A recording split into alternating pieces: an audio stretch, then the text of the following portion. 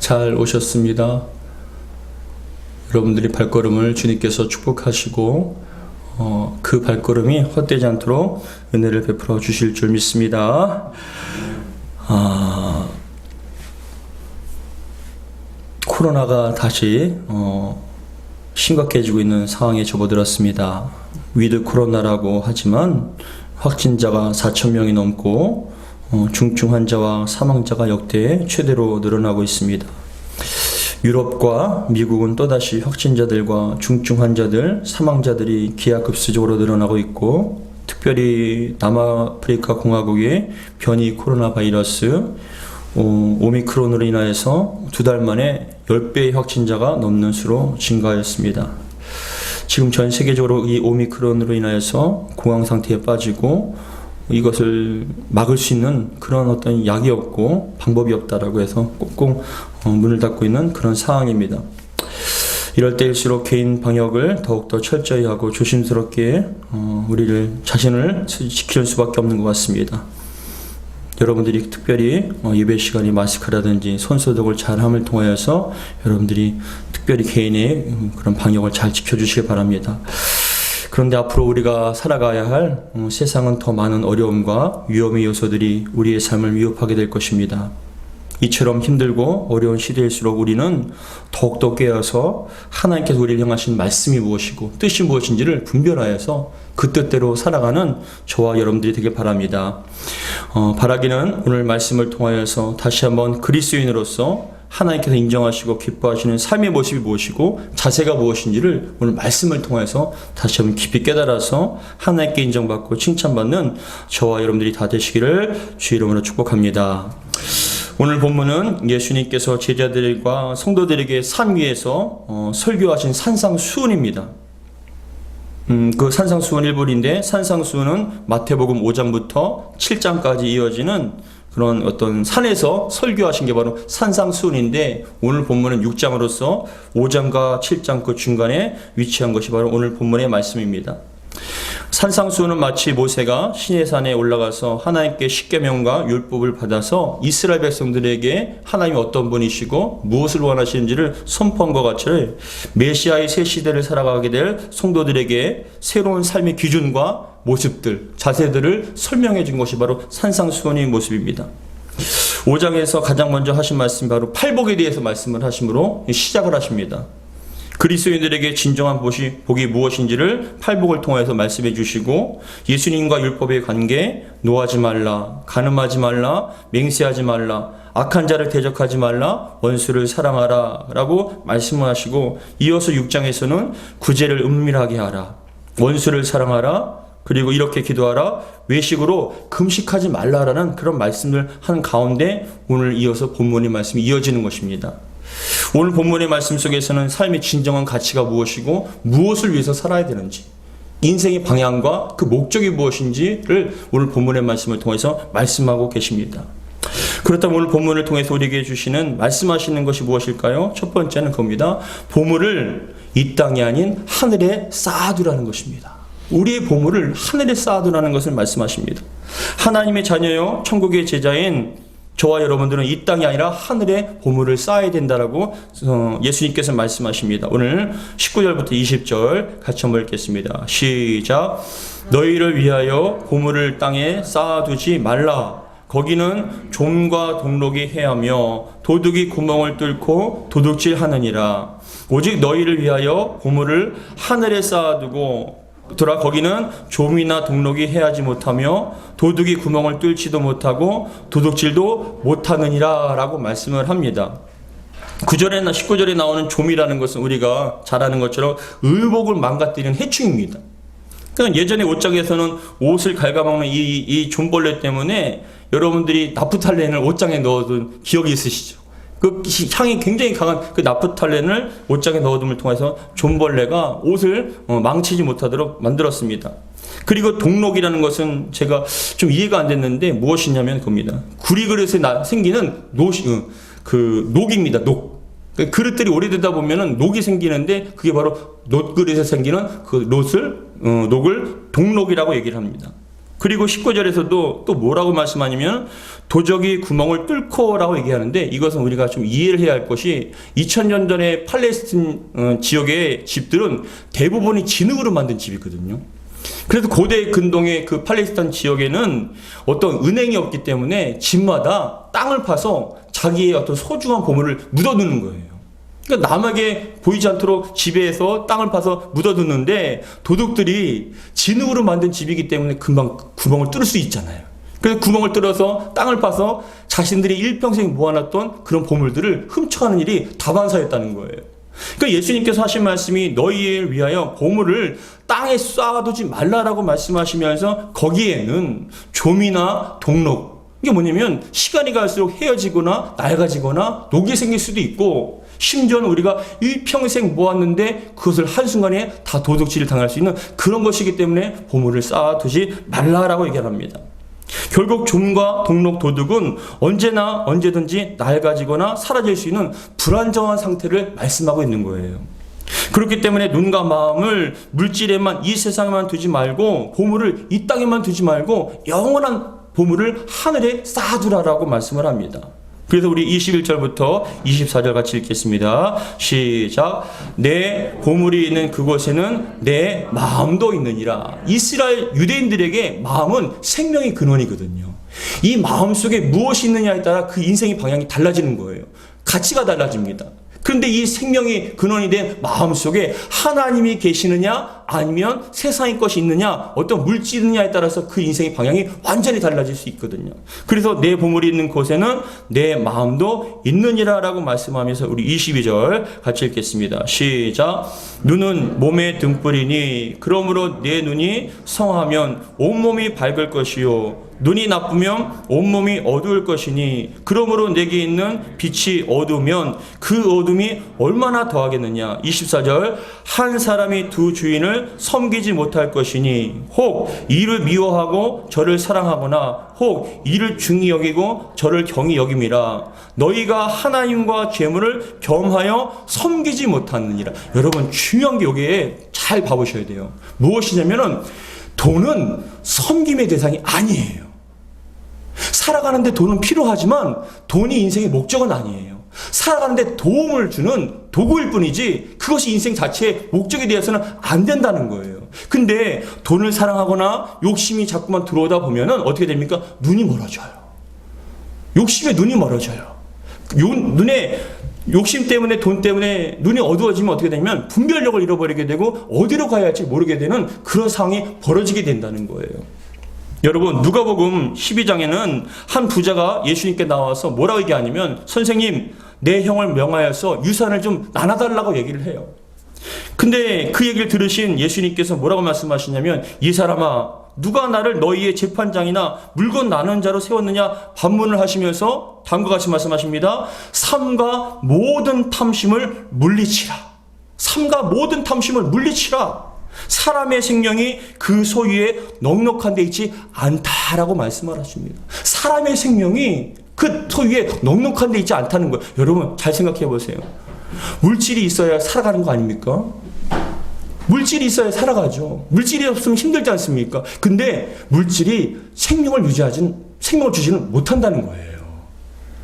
오늘도 여러분 주복 가운데 제가 그것을 적어놨는데, 돈이 우리에게 구원하지 못해요. 우리에게 생명을 주시는 건 하나님밖에 없다는 거예요. 어느 찢어지게 가난한 목사님이 금식하면서 여러분 기도를 했습니다. 매일 울면서 하나님께 간절한 마음으로 기도를 했는데, 여러분 어느 날 꿈속에 하나님께서 나타나신 거예요. 근데 꿈속에 나타나셔서 뭐라고 말씀하시냐면, 누구누구야, 내가 너의 간절한 기도를 들었단다. 내가 원하는 것이 무엇이냐, 내가 다 들어주마라고 말씀을 하는 거예요. 그러니까 이 목사님이 꿈속에서 스쳐 지나가는 생각이 무엇이냐면 솔로몬의 생각이 났대요. 이 솔로몬이 하나님 앞에 1000번지를 촥 드리고 난 다음에 하나님께 밤중에 꿈에 나타나셔, 솔로몬아 라고 말씀하시며 내가 너에게 무엇을 줄고 네가 원하는 것은 다 들어주마라고 얘기를 하니까 이 솔로몬이 뭐라고 얘기했습니까? 하나님 백성이, 이 큰 백성들을 제가 하나님의 뜻대로 잘 다스릴 수 있도록 하나님의 지혜를 주세요. 하나님의 지혜를 주셔서 잘 재판할 수 있도록, 어느 누구도 억울하거나 잘못된 재판하지 않도록 하나님 지혜를 달라고 탁 간구를 하니까 하나님께서 어떻게 하셨습니까? 그 기도가 너무나 마음에 드셔갖고 그 지혜를 주실 뿐만 아니라 솔로몬이 구하지 않았던 부와 영광까지도 다 주신 거예요. 그러니까 이 목사님이 꿈속에서 그 생각이 나갖고 머릿속에서 뭐라고 생각하냐면, 하나님, 이 성도님들을 잘 다스릴 수 있도록, 잘 인도할 수 있도록 하늘의 지혜를 달라고 그렇게 생각을 했대요. 꿈속에서. 근데 그렇게 하나님 앞에 무엇을 달라고 했을 때 그 목사님이 생각은 하나님 지혜를 주세요라고 생각을 했는데, 입에서 튀어나온 말은 하나님 제발 돈 좀 주세요. 하나님 제발 돈 좀 주세요. 너무나 힘들고 어려우니까 머리로는 지혜를 구하려면 된다는 걸 생각했는데 입으로 튀어나온 말은 뭐냐면, 하나님 제발 돈 좀 주세요.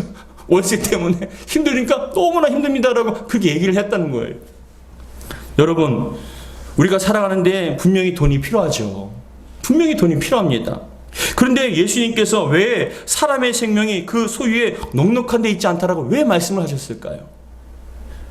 예수님께서도 정말 이 세상에 모르시는 분은 아니었습니다. 왜냐하면 예수님께서도 이 땅에 태어나셔서 여러분 목수의 아들로 가난하게 사셨습니다.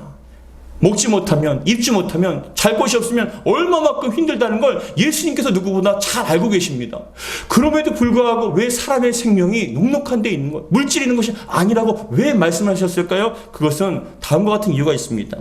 12장에서 이어서 하신 말씀이 뭐냐면, 그 청년에게 소유를 나눠달라고 하는 그 청년에게 한 비유를 얘기를 한 거예요. 뭐냐? 한 부자가 있었어요.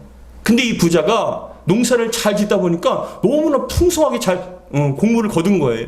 근데 너무나 풍성한 그런 곡식들로 인하여서 기존에 있던 곡간에 더 이상 채울 데가 없는 거예요. 그래서 그 곡간을 허물고 더 큰 곡간으로 세웠습니다. 그러니까 여러분, 그 곡식들과 물질과 그런 것을 곡간을 가득 채우니까 마음이 든든하잖아요. 야, 이 정도면 됐다. 이 정도면 살만하다라고 생각을 해서 이제 몇 년 동안 편안하게 먹고 마시자, 편안한 삶을 살자, 즐겁게 삶을 살자라고 그렇게 즐거워하고 기뻤는데, 하나님께서 그 영혼을 오늘 밤 데려가신 거예요. 데려가신 거예요. 여러분, 물질이 있으면 행복할 거라고 생각했잖아요. 물질이 최고라고 생각했잖아요. 근데 오늘 밤 그 영혼을 데려가면 그 남겨진 것이, 물질이 누구의 것이냐라고 얘기를 하시면서 사람의 생명은 넉넉한데 보장되는 게 아니라는 거예요. 하늘의 보물을 쌓아야 된다는 것, 하늘의 부유하라고 그렇게 해서 말씀하신 것입니다. 사랑하는 성도 여러분, 여러분들이 하늘의 부유하기를 주의 이름으로 축복합니다. 누가복음 12장 20절에서 21절엔 다음과 같이 말씀합니다. 시작. 하나님은 이르시되 어리석은 자여, 오늘 밤에 내 영혼을 도로 찾으리니 그러면 내 준비한 것이 누구의 것이 되겠느냐 하셨으니 자기를 위하여 재물을 쌓아두고 하나님에 대하여 부유하지 못한 자가 이와 같으니라. 여러분, 하나님 나라에 부유하십니까? 혹시나 여러분 이 땅의 부유함을 추구하지만 하늘인 여러분 너무나 가난하지 않으십니까? 하늘의 부유하는 저와 여러분 되기를 주의 이름으로 축복합니다. 돈은 인생을 살아가는데 도움을 주지만 돈이 인생의 목적은 되어서는 안 돼요. 그러다 보면 돈의 노예가 되고 돈을 위해서는 수단과 방법을 가리지 않게 되고 하나님과 멀어지게 된다는 거예요. 그렇다면 여러분, 하늘에 쌓아둘 보물은 구체적으로 무엇일까요? 하늘에 부유한 그 보물은 무엇일까요? 주님을 생각하며 드리는 헌신이에요. 섬김, 기도, 예배, 봉사, 전도, 헌금, 11조, 그 모든 것이 다 하나님을 생각해서 감사하는 마음으로 드린 모든 것들이 다 하늘의 부화가 되어서 쌓이고 있다는 거예요. 그러면 여러분, 이런 가운데 많은 순교자들은 자신의 삶과 심지어는 생명까지도 아끼지 않고 하나님을 위해서 헌신했습니다. 드렸어요. 목숨까지도 아까워하지 않고 드렸습니다. 그런데 천국의 주인공, 가장 큰 자가 바로 주님을 위해서 헌신한 자들, 주님을 위해서 희생한 자들, 주님을 위해서 아까워하지 않는 그 사람들이 받게 될 영광은 상상을 초월할 만큼 커다랗다는 것이에요. 여러분, 하늘에서 풍요롭고 하늘에서 영광이 찬란하기를 주의 이름으로 축복합니다. 지금 여러분들이 드리는 이 예배의 자리에 와서 드리는 마음, 헌신, 섬김, 물질, 예배, 기도, 모든 것들이 다 하나님께 앞에 차곡차곡 다 쌓이게 있는 줄 믿으시기 바랍니다. 그렇게 주님을 생각하며 사랑으로, 마음으로 드리는 자신의 삶과 생명, 헌신, 섬김이 하늘의 부화가 되어서 지금도 쌓이고 있다는 것이에요. 그렇기 때문에 우리는 이 땅의 보물보다 하늘의 보물을 더 많이 쌓아가는 풍성한 저와 여러분 되기를 주의 이름으로 축복합니다. 그리고 오늘 본문을 통해서 주시는 말씀 두 번째는 겁니다. 염려하지 말라는 거예요. 염려하지 말라. 왜냐하면은 염려라는 것은 사전적인 의미로는 앞일에 대하여 여러 가지로 마음을 써서 걱정함, 또 그런 걱정이라는 거예요. 그러니까 앞일에 대하여 여러 가지 걱정해서 염려하게 된다는 거예요. 근데 염려는 어디로부터 오느냐? 하나님 향한 믿음이 없고 불신앙으로부터 온다는 거예요. 하나님께서 싫어하는 것 중에 가장 싫어하는 게 뭐냐? 하나님을 믿지 못하는 불신앙이에요. 하나님 그것을 가장 싫어하십니다. 오늘 본문에서도 말씀하시기를 하나님은 자녀의 필요한 모든 것을 돌보시고 베풀어 주시고 채워주시는 자비로우신 아버지라고 표현하고 있습니다. 공중의 새와 들의 꽃과 모든 것을 다 채우시고 입혀주시고 모든 것을 영화롭게 책임져 주신다는 겁니다. 광야의 백성들이 하늘의 음식과 양식을 하나님께서 부어주셨던 것처럼 광야 같은 이 세상에 살면서도 하나님께서 먹이시고 입혀주신다라고 약속해 주신 거예요. 그래서 오늘 본문에 25절부터 30절까지 같이 한번 읽어보겠습니다. 25절 시작. 그러므로 내가 너희에게 이르노니 목숨을 위하여 무엇을 먹을까 무엇을 마실까 몸을 위하여 무엇을 입을까 염려하지 말라.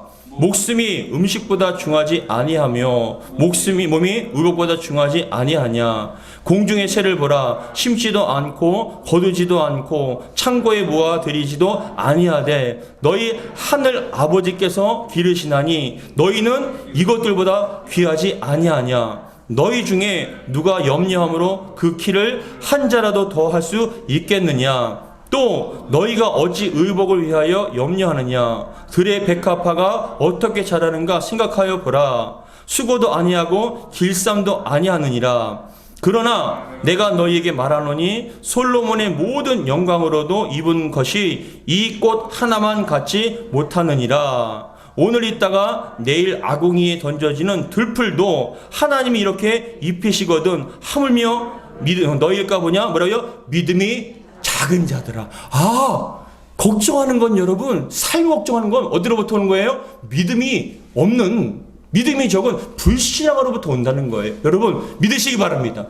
하나님께 책임져 주신다는 거예요. 물질도 책임져 주시고 건강도 주신다는 거예요. 왜냐? 들풀에 들에 있는 꽃과 하늘의 공중의 새보다 더 중요한 것이 바로 저와 여러분들이기 때문에 그렇습니다. 더 나가서 뭐라고 말씀하시냐면은 우리 31절과 32절 같이 읽겠습니다. 시작. 그러므로 염려하여 이르기를 무엇을 먹을까 무엇을 마실까 무엇을 입을까 염려하지 말라. 이는 다 이방인들이 구하는 것이라. 너희 하늘 아버지께서 이 모든 것이 너희에게 있어야 할 줄을 뭐라고요? 아신다. 할렐루야. 따라하겠습니다. 아버지께서 아십니다. 우리 하나님 아버지께서 아신다는 거예요. 근데 32절에 이는 다 이방인들이 구한다고 했을 때 이방인은 하나님을 모르는 자들이잖아요. 하나님을 알지 못하고 믿지 않는 자들이에요. 이방인들은요 자기 스스로의 힘으로 살아야 돼요. 자기가 노력해야 되고 자기의 힘으로 살아야 됩니다. 그러나 저와 여러분들은 하나님 믿는 사람들입니다. 하나님 아버지께서 우리를 책임져 주신다고 약속해 주셨습니다. 우리의 힘으로 사는 것이 아니라 하나님께서 주신 은혜와 능력으로 사는 거예요. 이것이 여러분 얼마만큼 감사합니까? 세상 사람들은 자기의 노력으로 자기의 힘으로 살려고 하니까 피곤한 거예요. 힘든 거예요. 너무나 어렵습니다. 그러나 하나님께서는 여러분들에게 채워주시겠다는 거예요. 책임져 주시겠다는 겁니다. 사랑하는 성도 여러분, 믿음으로 날마다 고백하기를 주의 이름으로 축복합니다. 그렇기 때문에 성경에서는 우리들에게 뭘 말씀하시냐면 하나님께 나아가는 자는 믿음으로 나아가야 된다. 믿음으로 예배하고 믿음으로 살아가야 된다라고 말씀을 하셔요. 우리 히브리서 11장 6절 같이 읽겠습니다. 시작. 믿음이 없이는 하나님을 기쁘시게 하지 못하나니 하나님께 나아가는 자는 반드시 그가 계신 것과 또한 그가 자기를 뭐라요? 찾는 자들에게 상 주시는 이심을 믿어야 할지니라. 믿으시기 바랍니다. 살아계십니다. 상 주십니다. 하나님을 찾고 구하는 자들에게 상 주시는 거예요. 너희는 찾으라 구하라 두드리라 말씀하셨잖아요. 찾는 자가 찾게 될 것이고 구하는 자에게 주실 것이고 두드리는 자에게 열릴 것이라고 말씀합니다. 누가 하십니까? 하나님께서 하시는 거예요. 우리는 이방인이 아니잖아요. 하나님 믿는 하나님의 자녀들 아닙니까? 아버지께서 우리를 책임져 주시겠다라는 겁니다. 그렇기 때문에 우리는 염려하지 말아야 할 이유는 또다시 하나님께서 모든 것을 피를 채워주시기 때문에 그렇기 때문에 우리는 감사하는 마음으로 우리의 필요를 구하고 간구했을 때 하나님께서는 합당한 은혜를 베풀어 주십니다. 빌립보서 4장 6절과 7절 같이 읽겠습니다. 시작. 아무것도 염려하지 말고 다만 모든 일에 기도와 간구로 너희 구할 것을 감사함으로 하나님께 아뢰라. 그리하면 모든 지각에 뛰어난 하나님의 평강이 그리스도 예수 안에서 너희 마음과 생각을 지키시느니라. 아무것도 염려하지 말라. 자녀의 문제, 건강의 문제, 물질의 문제, 수많은 문제들이 우리 앞에 도사리고 있지 않습니까? 우리를 괴롭히고 있지 않습니까? 그런데 그런 것들이 여러분 묶여서 살지 말라는 거예요. 하나님께서 책임져 주시겠다는 거예요. 여기서 보면 그리하면 모든 지각에 뛰어난이라고 표현했을 때 이건 뭐냐면 뛰어나다는 건 뭐냐면 초월하신다는 거예요. 우리의 생각은 이 정도지만 우리가 이렇게 살아야 되나 저렇게 해야 되나 우리의 여러분 생각은 한계가 여기밖에 없어요. 그러나 하나님은 우리의 생각을 초월하시는 분, 훨씬 위에 계신 분이시기 때문에 우리가 상상치도 못할 방법으로 우리에게 먹이시고 입혀 주신다는 것입니다. 사랑하는 성도 여러분, 이러한 은혜를 받아들이기를 주의 이름으로 축복합니다. 인생을 뒤돌아보면 참 여러분들이 뜻대로 안 되는 게 참 많았지 않습니까? 많은 어려움이 있었지 않습니까? 날마다 걱정하고 근심해서 여러분 잠을 못 잘 때도 얼마나 많았습니까? 신경성 장염과 불면증까지 올 정도로 얼마만큼 염려가 많았습니까? 그런데 참 신기하게도 우리가 염려한다고 해결되는 거 아니더라고요. 하나님께 은혜 주시니까 해결되고 풀어주시고 새로운 방향으로 우리의 길을 인도해 주시는 그 하나님을 믿고 신뢰하시기를 주님을 축복합니다. 구하면 찾으면 두드리면 열어주실 줄 믿습니다. 그렇기 때문에 우리에게 주시는 말씀 염려하지 마라. 그 말씀을 하시는 거예요. 세 번째, 우리 크리스찬들이 하나님을 믿는 사람들이 어떻게 살아야 하느냐. 세 번째는 뭐냐면은 인생의 우선순위를 하나님께 두라는 거예요. 인생의 우선순위를 하나님께 두라. 이게 무슨 말씀이냐면 보물을 하늘에 쌓아두는 사람은 구체적인 삶의 모습은 바로 먼저 그의 나라와 그의 의를 구하는 사람들이에요. 오늘 본문 33절과 34절 같이 읽겠습니다. 33절과 34절 시작. 그런즉 너희는 먼저 그의 나라와 그의 의를 구하라. 그리하면 이 모든 것을 너희에게 더하시리라. 그러므로 내일 일을 위하여 염려하지 말라. 내일 일은 내일이 염려할 것이요 한날의 괴로움은 그날에 족하느니라 라고 말씀합니다. 여러분, 먼저 그의 나라와 그의 의를 구하라고 말씀을 하십니다. 무엇이냐면 여러분, 노아가 있는데 노아는 당대의 의인이었어요. 하나님께서 인정하신 의인이었습니다. 근데 하나님께서는 이러한 의인이었던 노아를 항상 함께 해주시고 동행해 주시고 보호해 주셨습니다. 그런데 노아가 여러분 하나님께 의인이 될 수 있었던 것은 삶 속에 완전한 죄가 없었다는 게 아니에요. 노아도 죄를 지을 수 있고 넘어질 수 있고 때로는 쓰러질 수 있고 잘못을 범할 수도 있습니다. 근데 하나님께서는 왜 노아를 의인이라고 칭하냐 하면은 노아는 하나님의 마음을 품고 자신의 삶 속에 우선순위가 하나님이 되었어요. 하나님이 말씀이 우선이었고 하나님의 뜻이 우선이었어요. 그렇기 때문에 내가 하고 싶다 할지라도 하나님께 말씀하시면 그것이 먼저 우선순위가 되어서 하나님 중심으로 살아갔다는 거예요. 그렇게 살다 보니까 내 뜻은 아니더라도 하나님께서 산꼭대기에 방주를 여러분 무려 100년 동안이나 산꼭대기에 칩니다. 그 방주의 크기가 운동장, 축구장 3배만 합니다. 100년 동안 그것을 질 수 있으십니까? 근데 삶의 우선순위가 하나님이었기 때문에 하나님의 뜻과 하나님의 말씀이 우선순위였기 때문에 영순위였기 때문에 그 말씀이 순종할 수가 있었던 거예요. 그러한 말씀을 듣고 순종하는 노아를 바라보시며 의롭다 칭해 주시고 노아의 가족을 구원하실 수 있었던 것이에요. 사랑하는 성도 여러분, 모든 인생엔 우선순위가 있어요. 인생의 우선순위는 그 사람의 인생과 인생의 목표와 가치가 무엇인가에 따라 달라질 수 있거든요. 건강이 인생의 목표인 사람은요, 건강을 위해서 살아요. 먹는 것, 입는 것, 하는 것, 모든 게 다 건강 중심으로 살아요. 어떤 사람은 인생의 목표가 성공이나 명예입니다. 그래서 여러분, 성공을 위해서, 명예를 위해서 가족까지도 버리거나 가장 우선순위가 그 명예, 성공으로 달려가는 것이에요. 또 어떤 사람은 인생의 우선순위가 자녀입니다. 자녀를 위해서라면 못할 게 없어요. 다 합니다. 우선순위가 자녀예요. 행하는 것도 삶의 중심이 자녀입니다. 여러분들은 맹모 삼천지교라는 말 들어보셨나요? 맹모 삼천지교가 무슨 말이냐면은 맹자의 어머니가 맹자의 교육을 위해서 3번이나 이사했던 것을 가르치는 뜻으로 교육에는 주위의 환경이 중요하다는 가르침을 말하고 있는 것입니다. 맹자의 어머니가 맨 처음에 묘지 근처에 이사를 갔는데 그때 맹자가 어린 나이에 보는 것이 여러분 그 상여와 복성이기 때문에 어린 맹자가 아이고 하고 따라다니는 거예요. 보는 게 그거니까. 맨날 곡성과 그런 상여를 보니까는 그것을 흉내내는 거예요. 그러면서 맹자가 아이고 하면서 다니니까 야, 안 되겠다 하면서 이사를 갔습니다. 근데 저작거리에 이사를 갔어요.